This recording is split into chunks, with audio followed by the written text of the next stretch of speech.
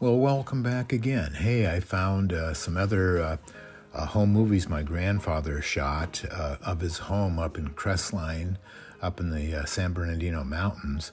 This one, after quite a bit of searching, I discovered is some photographs of them building the Rim of the World Bowl. I think it was kind of modeled after the Hollywood Bowl, which was built in the 20s. I think, at least according to some information that I read on the Rim of the World Historical Society online when I Googled, this might be July 18th, 1930. Because in that date they set the cornerstone. Now this area you see right here is actually going to be underneath the stage area. You'll see what the stage looks like later. And I see people coming up. There's a box there, I think, that's going to end up being a time capsule.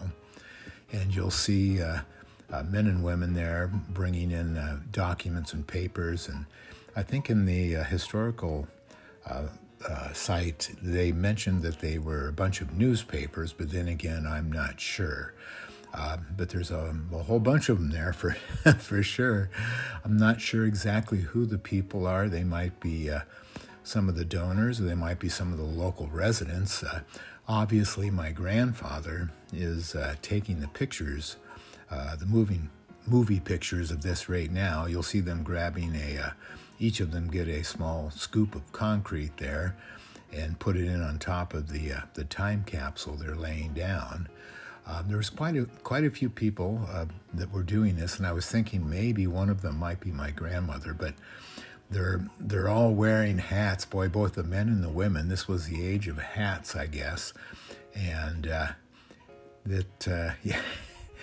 no, it's not a bad look actually. You'll see here pretty quick in the background right there, you'll see the workers.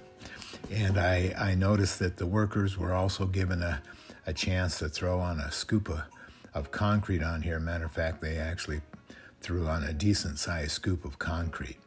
Now, this footage, I had quite a bit of the construction. I believe it or not, I edited out some of the footage. It was just quite long. Now, I don't know if there's any residents currently living up in Crestline right now that might have had a grandparent or maybe a great-grandparent participate in this. Maybe you might be able to recognize them. I think that'd be awesome.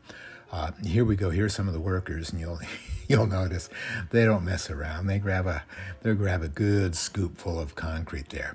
Now, I can't imagine the amount of concrete they had to mix, and I think it was all mixed by hand. There's hundreds, thousands of cubic yards of concrete, I'm sure, that went into this, the building of this bowl, because it's literally almost all made out of concrete. Here you go, right here, you can see it's almost filled up right there. Now that, like I say, would be underneath the stage, I believe, when they finished the project. It looks like they just handed him some coins, which he threw in on top, which is very kind of emblematic of a time capsule. Now here you see more of the construction, and again, wheeling around those old wheelbarrows, and if you look carefully, you'll see they have big planks set up where they're moving all of their wheelbarrows. It must have been, and having moved a lot of concrete in wheelbarrows myself, I'll tell you that's hard work, especially when you're trying to balance on a plank. There you go. Check that out right there. Now, this was the construction. Now, there's another clip that's just coming up. There's the stage, right there, you'll see. In a minute, you'll see that it's actually covered over.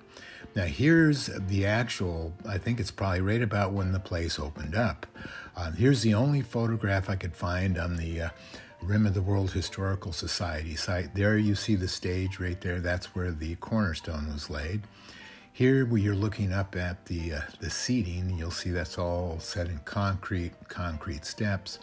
All the chairs are set up. The fence that surrounds the whole place. I bet you it was an awesome place to see a performance. I know that I read at least that they had all kinds of events they'd hold there, whether they were performances of some kind, maybe musical performances, pageants. I guess they had summer school events there, and they had an Easter sunrise service there as well. I bet you that would have been pretty amazing. You can see the stage right here again set up. They have a little area down below, I suppose, for the orchestra, like a lot of stages do. It's unfortunate. Of course, this whole thing happened at the beginning of the Depression. It was paid for by a developer named Charles Mann, who was trying to get more people to come to the mountains and buy real estate.